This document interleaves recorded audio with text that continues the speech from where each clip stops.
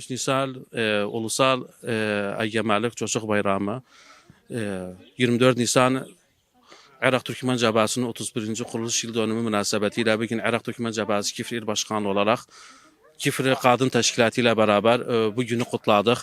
Tabii ki bizim çocuklarımız, gençlerimiz geleceğimizin teminatıdır.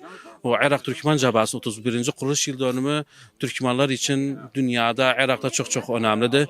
İnşallah Irak'taki Türkmenlerin haklarını elde etmek için nice mutlu günlere hep birlikte bugün burada o günü kutladık.